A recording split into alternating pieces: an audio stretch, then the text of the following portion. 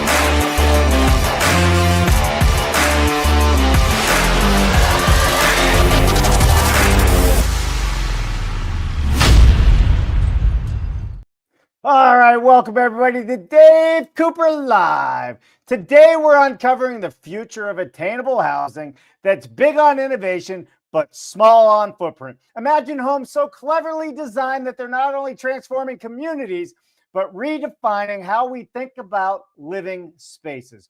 We're talking tiny homes, modular ADUs, and revolutionary factory-built solutions, all crafted with iconic style and cutting-edge technology. Today, join me, Clever Tiny Homes, and me, co-founder Jonathan Pally, to see how their 85,000 square foot factory is reshaping housing for the better. Whether you're an industry pro or just curious about what's next in housing, this is a tour you are not going to want to miss. Let's build it better together. But first, a word from our sponsors. Forward Solutions Group is successfully driving companies to succeed where others have failed. Are you looking to start a factory, optimize your existing factory, streamline your production, or take your team to the next level? Whatever your needs are, Forward has a solution for you. Reach out to Ben at forwardsolutionsgroup.com.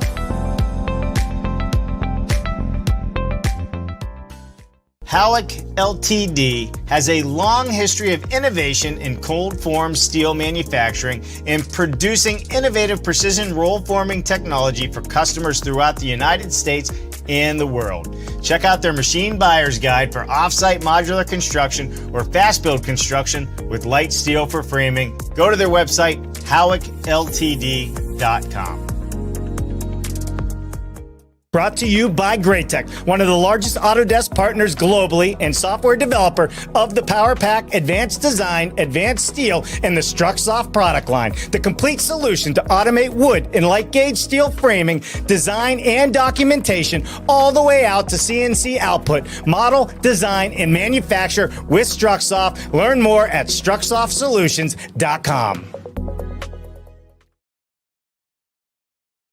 All right, again, thank you to all of our supporting members, and a big shout out also to Cobalt Creed and Sean Intagliata and their team for all that they do for this industry. So, all right, without further ado, let's bring on Jonathan Pally. Jonathan, welcome to the show, my friend. Hey, Dave. Good to see you again. You are no stranger to this show. We were just hanging out in Los Angeles or Huntington Beach or wherever we were not too long ago at the International Code Council event, and we're going to talk a little bit about what you got out of that. But first, Jonathan, we want to know everything about you from the moment you were born to this very moment in time. Don't leave out any of the good stuff from the hospital, or we will have your mother, a family member, or your entire team in that factory on this show, and it could get ugly. So tell us all, but you only have a minute and a half to do it. The floor is yours. All right.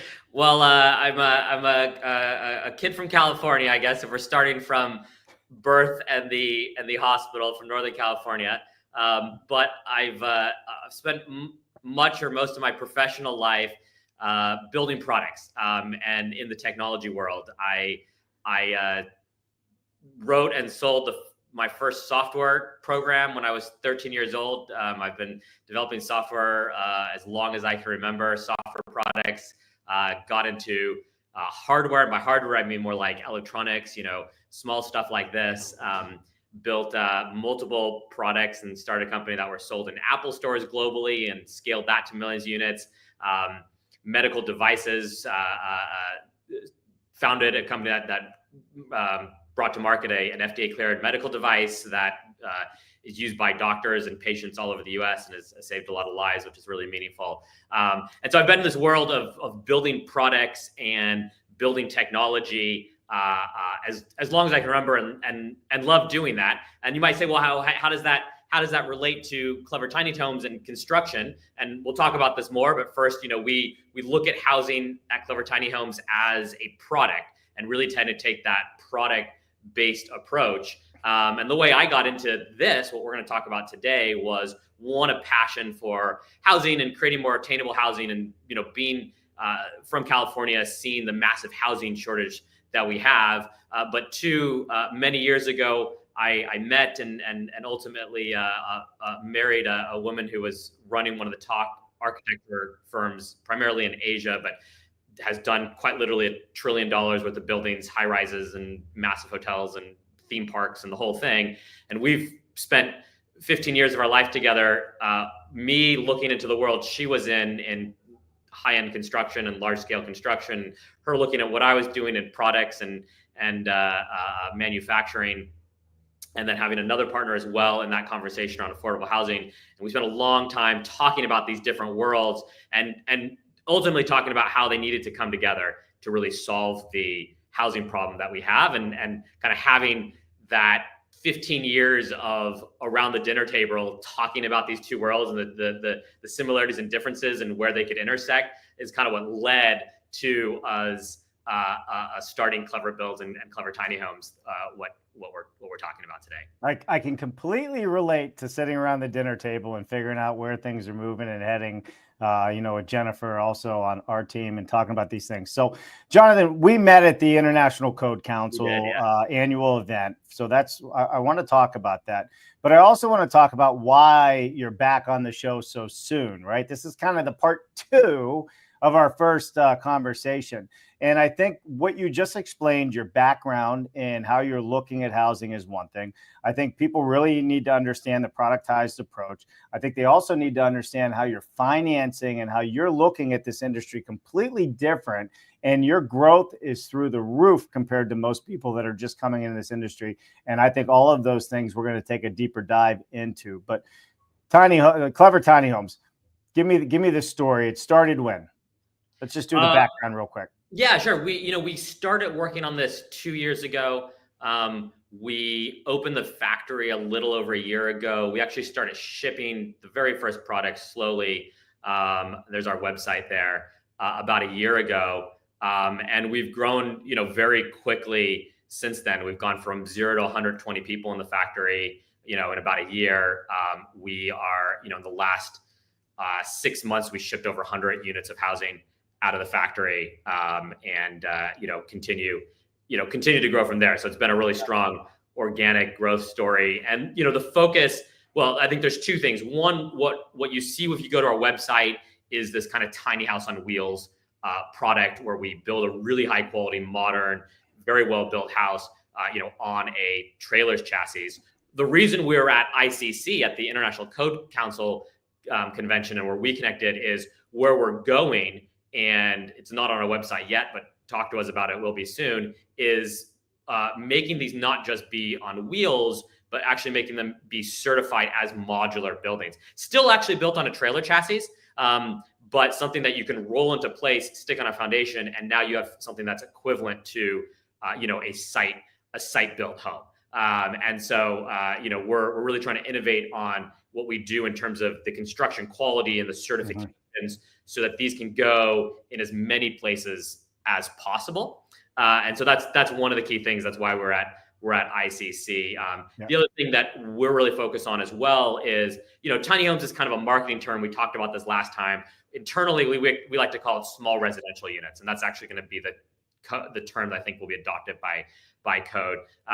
But it's about creating units of housing that are 400, 500, 600 square feet, maybe even 200 square feet. We do some of those, but are very livable. They're not. There's no compromise involved in that. And given the cost of construction, given the cost of materials, that's where we see a lot of the future of housing. And it ends up that if you rethink the design of these and you rethink, how you think about how they come together and even how communities come together, you can create really livable, high quality homes that aren't massive, are very attainable for folks, but most importantly, they want to live in, right? That's at the end of the day, we're selling to consumers housing, and the key to our growth has been creating a product that people want. I think that surprises a lot of people is the demand for housing of this square footage when it's designed and built really well.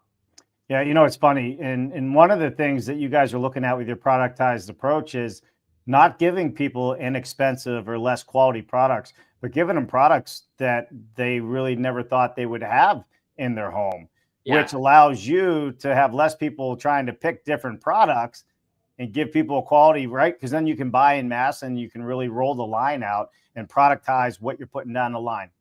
Yeah, you nailed it. You said something really important there, which is oftentimes, these smaller, more attainable or affordable products also end up being cheaper. You have the shower that's plastic all around instead of tile, right? You have the sheet flooring, you have the kind of cheap drywall walls. You have cheap along with small. And what we've really seen resonate so well is saying, okay, you're getting a little less square footage as a customer, but you're getting this 5-star home, right? That's going to be a great investment because it's built really well. And so it's going to last a long time. It's not going to depreciate. It's going to appreciate. But 2, it's something you're proud of living in. And that's resonated really well. And we're able to do that kind of at the price point we're doing it at, again, because of that productized approach where, we do tile back, beautiful tile things, but we only buy one thing of tile and we buy a shipping container of it, right? Direct from the manufacturer. And so that cost comes down dramatically. Or we buy, full shipping containers of luxury vinyl plate flooring direct from the manufacturer. We do like a natural wood ceiling, which is really enhances the whole thing.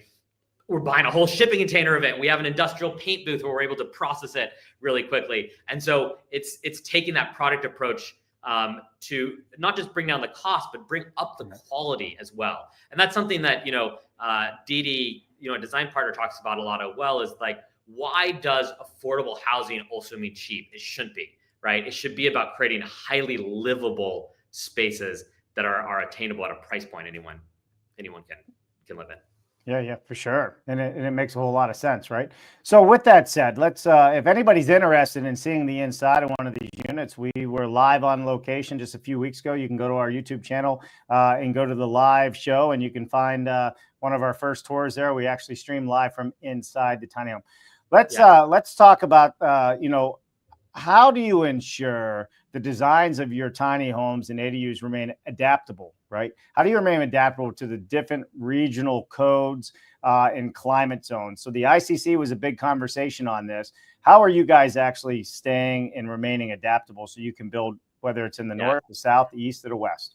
So there's two parts to the answer. One is how we think about the product design. The second is how we think about the factory design. And not to quote Elon Musk, but in many ways, when you're talking about companies like this, the factory is part of the product, right? And so those are the two parts. On the product design side, we do a lot of work ahead of time to really think through and engineer how do we have a design, and I don't just mean like a layout, I'm talking, all the material choices and construction choices and stuff like that. Engineering that is going to work in as many places as possible with as few modifications or differences as possible. So that's where we start off, and we spend a lot of time iterating on that. And it's been an interesting challenge because a lot of the folks that we end up working with in the traditional AEC field, oh, what address is this going at? And then no, we're designing it for like 10 different addresses. And then you get 30 minutes in, and okay, Right. wait, can you remind me again which address this is? And so there's a little bit of a mind shift that's required, but it's going through that, so we're doing, we're releasing right now a modular, these homes as modular for California, which has Title 24, the California energy codes, and a bunch of different energy zones, as everyone's, if you've done work in California, know. And so we went through and did the analysis across all the energy zones and said, how do we make sure there's a very minimal change we have to do between all the different zones? So that's one on the product side, and that's about being able to invest upfront in that product design and spend a lot of time doing that. Mm-hmm. The second part's on the factory side, and striking a balance, or designing the factory and the software that drives the factory and how we do everything, where we're using consistent processes, we're using consistent materials, but we're also able to have a small amount of variation in it. And that's really where we think the sweet spot is for a lot of factory built housing, because as you said, housing is regionalized. You can't in most cases do 100% the same across everything. At the same time, if you do 100% different across every location, you don't get a lot of the benefits of scale. So how do you do 95% the same and then have a very thoughtful 5% that's different, and a factory production process and technology and systems where that 5% difference is doesn't inhibit the efficiencies that you're getting in the factory. And your factory, Jonathan's gonna take us out there with his cell phone here in just a few, but you take more of an assembly line approach versus an automated approach, correct?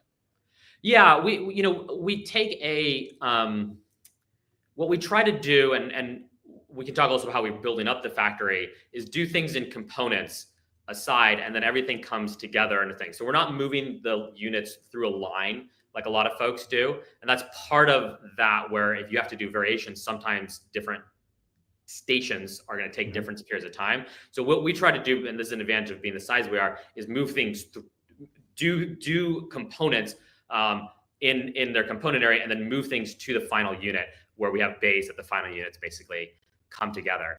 So when you see the factory, it's a lot of carts, it's a lot of components being done elsewhere, and then being moved into location, and the location being the assembly bay for that particular unit. But a lot of what we're, you mentioned kind of how we're building this business. And this comes from that product background.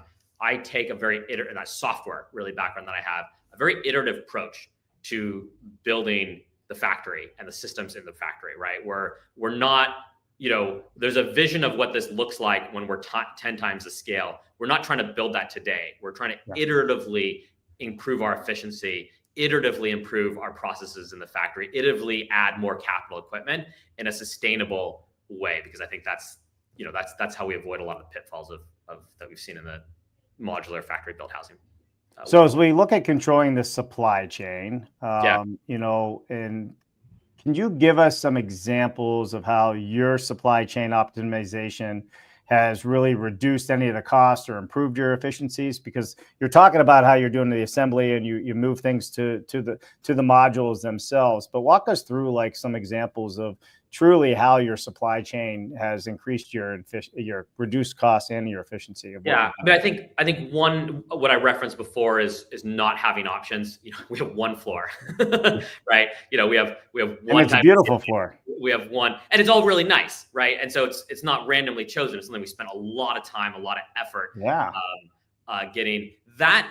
That helps in two dimensions. It helps, one, on the sourcing side of things, but it also happens on the factory floor side of things, no pun intended with it being floor, where the teams can get very familiar with, hey, this is how we install floors, right? And we can train people on it, and they can get good at it, and we can get more efficient on it. So that's one of it. The other part is bringing in, and I think this is consistent across most factory built housing are looking at this. We've tried to take a very thoughtful approach of bringing elements that would traditionally be done by subcontractors more and more in-house. So for example, one of the areas we started with that was building an internal roofing factory. So we bought the metal bending machines so that we could buy, raw rolls of metal and then do all the bending for the standing seam metal roofs that we have, completely in house. Because as we looked at the supply chain of that, we realized that we could get a very significant cost saving there, while without huge capital cost. A lot of stuff around what we've done, painting around that, how we do some of the assembly of the wall things.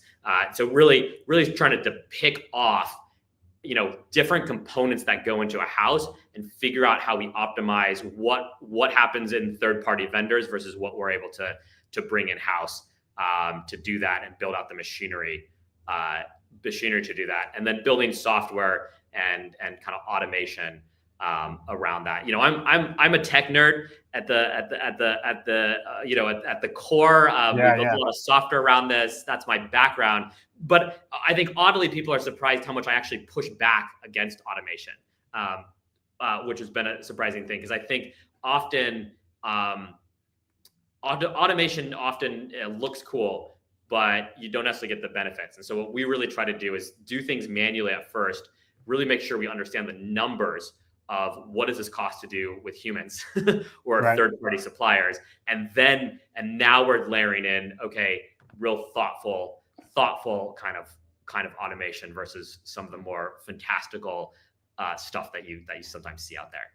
But let's talk about design software and what you guys are using. Did you guys create your own in-house software, or are you using kind of an off-the-shelf software to do all your design and planning? We built an entirely in-house ERP, MRP system.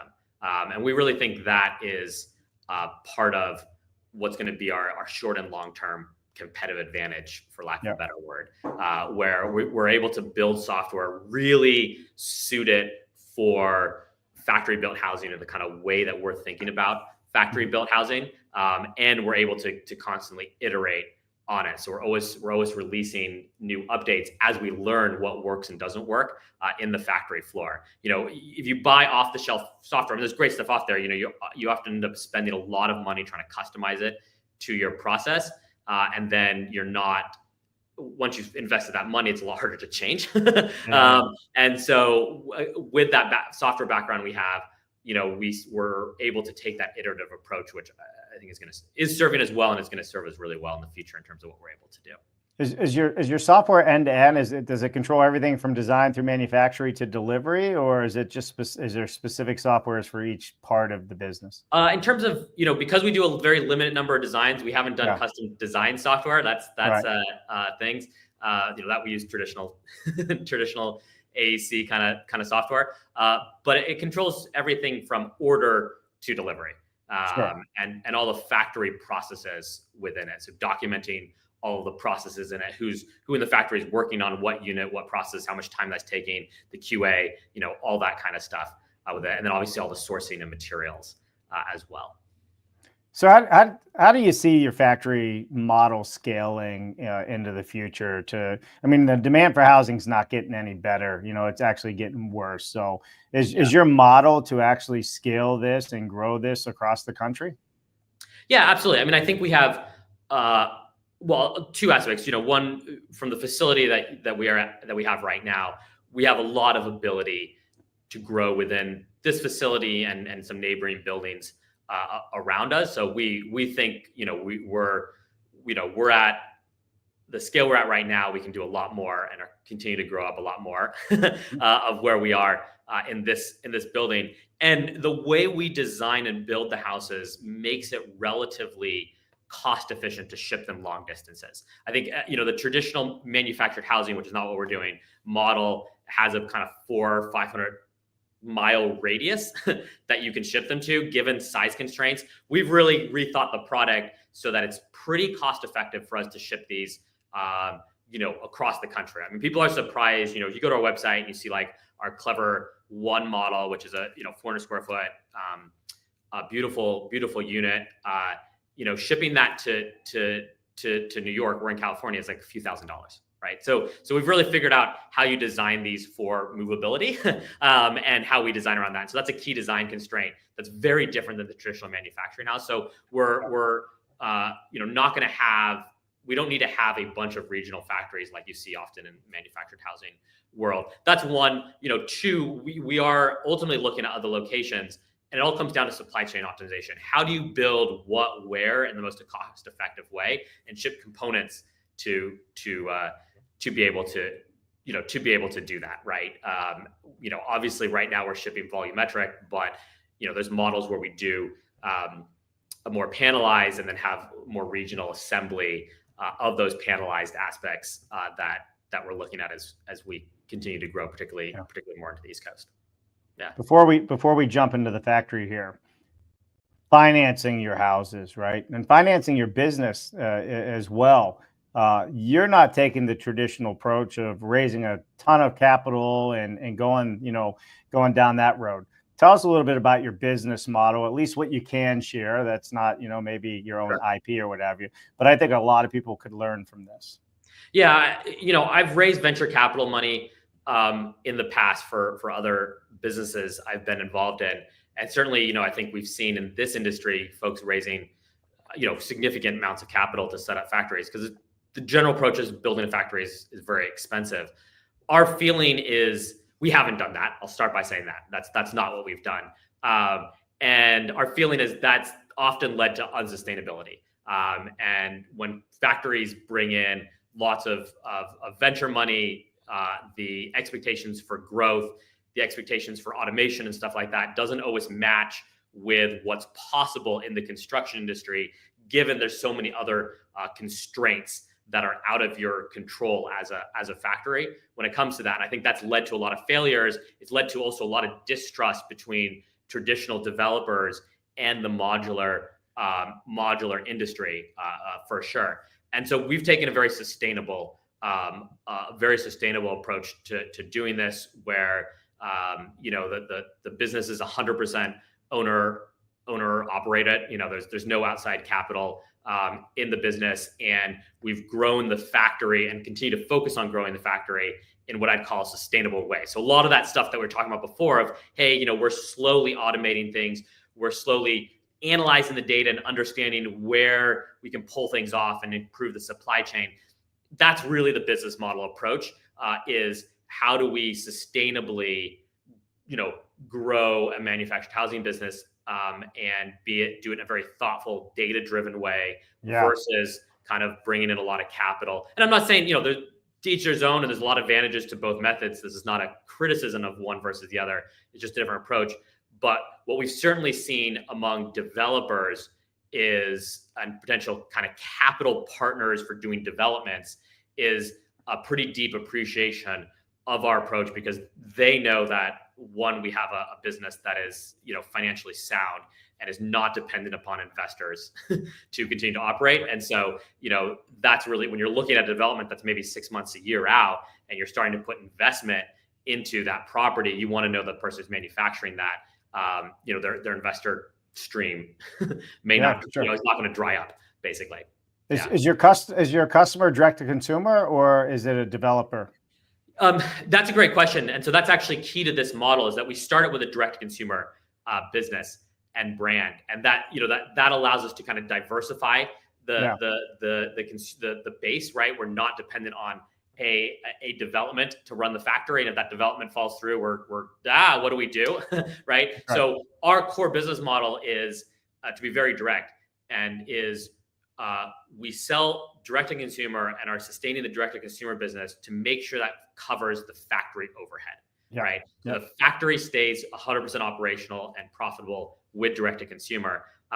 Then we are layering in development projects, both doing ourselves and with partners into that. But those projects are being built in a factory that is sustained through a direct to consumer model. And I think that works really well for the capital partners that are involved in development. Right. Remind me again, how many homes have you already moved out the door this year? We've shipped over 100 homes. Over 100 homes, and you opened your doors up for sales when? About a year ago, a little over a year ago. Well, that's not a bad number. And no, we're quite happy. I think you set expectations and financial models when you start a business, and we have we have hit our best case. our best case model. We're very happy about that. How many homes can your factory put out a year? Like, what is your max capacity? Well, we're continuing to scale. So right now we're doing about a home every other day. Our goal within a year out of this factory is to be three homes a day out of the factory, and we have the capacity to do that, and then we'll continue to expand from there. As you go.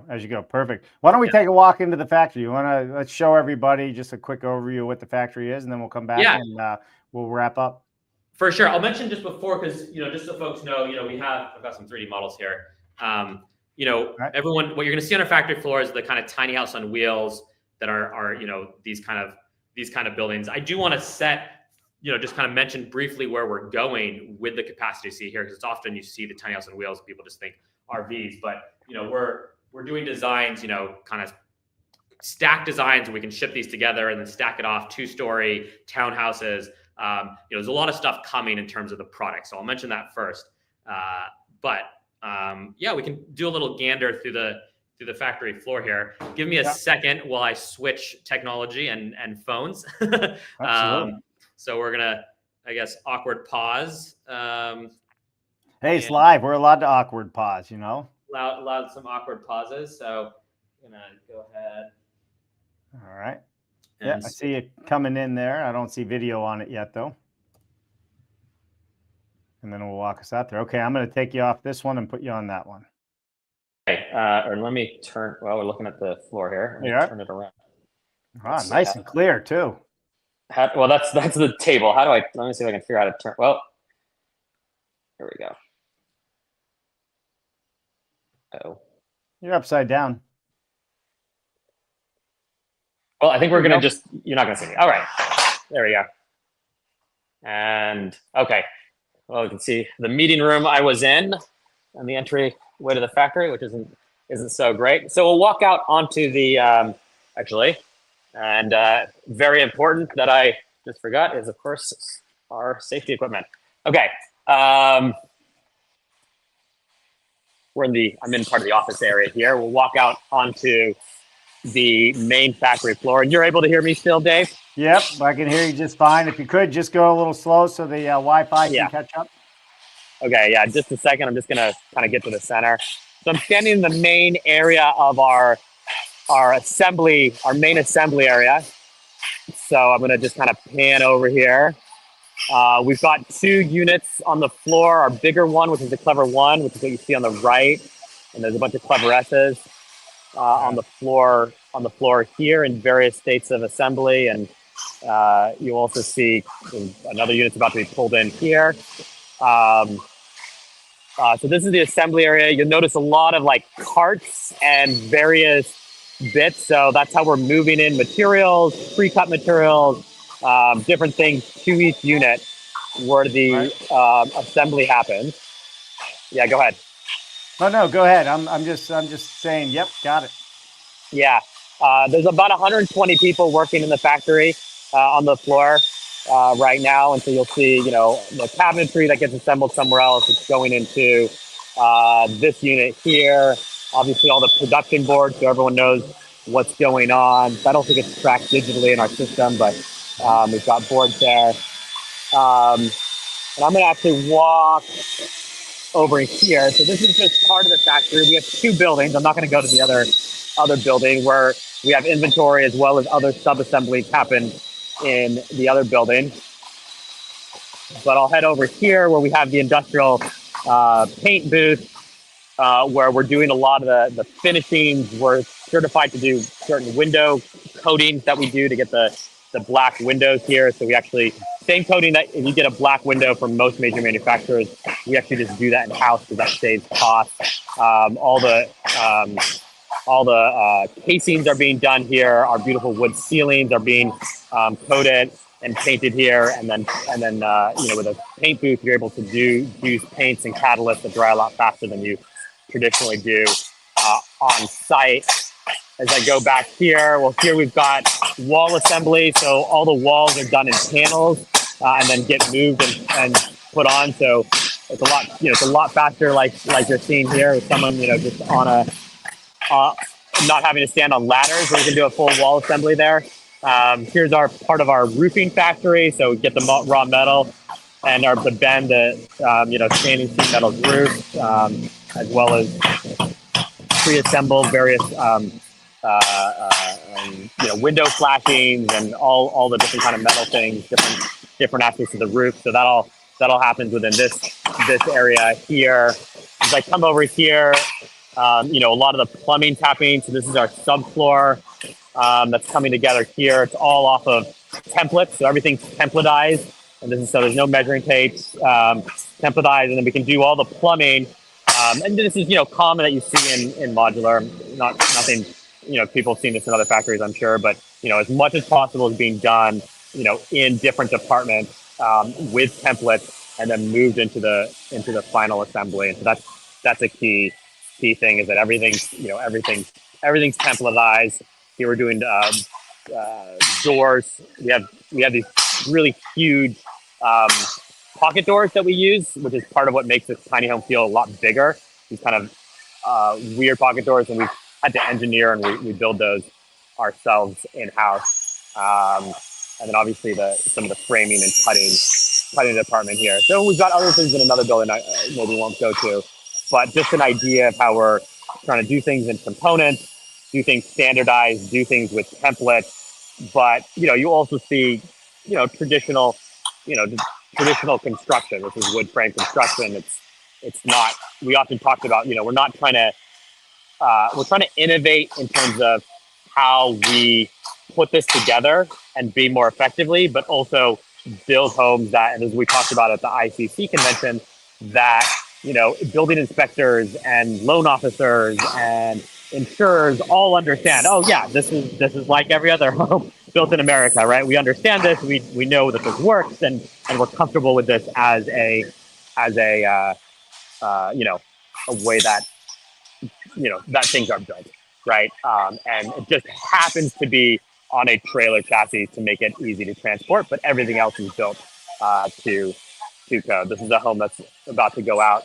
You can see a lot of this is getting the final cleaning and finishing and detailing that's happening in here. With this is our smaller studio, but you have really big windows, really nice detailing all throughout, really nice cabinetry. This obviously has a protective layer on it, quartz countertops, everything. We'll go into the bathroom here, beautiful tile bathroom that's getting cleaned right now. Nice bathtub, really big vanity, everything that you want. The toilet will obviously go in there.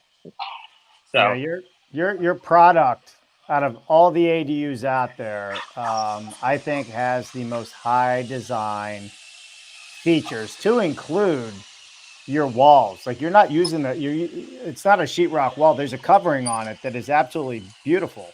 And I've not seen it before. Right. It's good for sound dampening and all that. I mean, why don't you talk about some of the unique features that are in your homes? Yeah, I let me see if I can find a unit here that has that going on. It's a fiberglass wall covering that's used in manufactured housing or I'd say factory housing in Europe. And so it's a European inspired product, but this allows us, and not to give our trade secrets away, but this allows us to do these beautiful big walls, nice and clean, nice and flat, and it doesn't crack and transport. We literally ship this literally across the country. We ship this to Hawaii on boats that are rocking, and it comes, they open the door and the house is good to go, basically. And so it's a lot of that. And then a lot of, I mentioned one of my partners, Dee, who, ran a top architecture firm. Guys are loading up the cabinetry in this one. You can see coming in the back there. We've got really big cabinets back there. But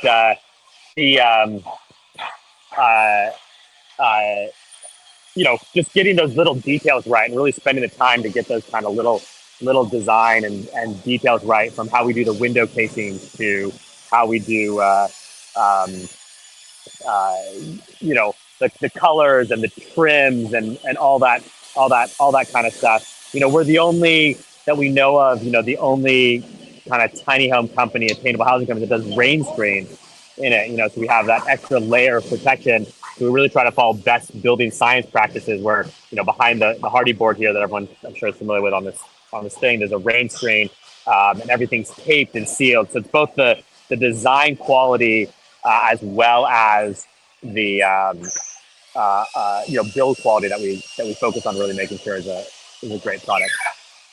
Yeah, I mean, it's absolutely gorgeous. In fact, I'm going to send you my house that we just moved into. Can you help redesign the interior for me? Yes, I can ask Didi. I mean, one of the great models is about doing similar designs is, and this is one of the insights that we had when we started talking about Didi tiny homes is, working with Didi, again, my partner who ran a big architecture firm, she said, well, the problem with doing these small kind of homes in one off is like, great architects are expensive, right? And, her firm won't do a project unless it's less than a few $1,000,000. And here, I'm going to go back into I don't know, is there anything else on the factory tour we want to show before I make people dizzy here? Listen, I think that was comprehensive and awesome. So let's go back and we'll get back on the other computer and wrap up here because you're going to freeze on me. Okay. There we go. I got you back on the other one here now. I need more guests like you, Jonathan, that have the ability to go live in high definition out in the factory and not literally make us nauseous as if we're on a roller coaster ride. So thank you. Well, I mean, now my hair, I've got helmet hair here, but I don't even want to hear about it, dude. Honestly, that's your problem. Well, we have, you didn't see in that factory, but we have iPads all over the factory. Yeah. That guys are logging things on. So we make sure we've got good Wi-Fi all over the factory. That's part of the kind of being a digital factory. And apologies, I'm just going to close the door here. Yeah. So what we were saying was when you look at and I know many of the world's top architects, they're not waking up for projects that are less, where their fees are less than millions of dollars. Yeah. That doesn't work when you're building a $50,000, $100,000 home or even $1 million home, right?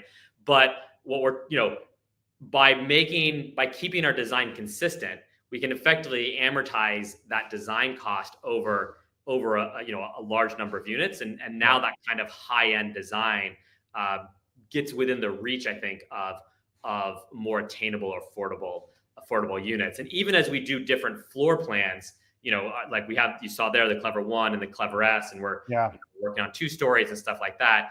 We're taking the same design details and bringing into all those plans so that every one of our units, and obviously the guys on the floor and the processes have been trained around those details, the materials have been dialed in, so you're able to get a really nice house at that price point. Yeah, listen, I mean, the materials are beautiful. It's warm, it's cozy, it feels quality. You can tell from the construction. I mean, you're building to the regular, ICC codes that are out there. Exactly. The only difference between your house and everybody else's house is it's on wheels at the moment, but it can be taken off the wheels too if you want. Foundation, exactly. Yeah. I'll mention one last thing I think is important is you have to think. We've put content out this, and I know we're running out of time here, but when the way you think about designing and laying out a 1,500 square foot or 2,000 square foot home is very different than a 400 square foot home. And I think one of the things that's inhibited this small residential unit tiny home industry is people have just tried to scale down big homes to small homes, or they've tried to cram everything in, or there hasn't been a rethinking of the design approach to the home. And that's something that we've, I think, spent a lot of time really getting into and developing principles around of how do you design a smaller unit and still make it very livable, and what are the kind of design criteria you need to go to. Like in a Clever 1, you'll notice we have like a split bathroom, and that was all around how do you not have a hallway? How do you that hallway is wasted space, and it's fine if you have a hallway in a 1,500 square foot home, but we want to make sure that the hallway is also usable, functional. Yep. So you're showing that there, where right in that middle there, that hallway allows the home to be very open. It doubles with using smart pocket doors as part of the shower when you're taking a shower, but when you're not, it allows openness. And so you get a hallway plus bathroom, so you can really kind of maximize the space. the materials you use in terms of making things feel bright and elevate it can really change the perception of space. So there's a lot of details that go into how you design something like this that we're trying to bring into this market.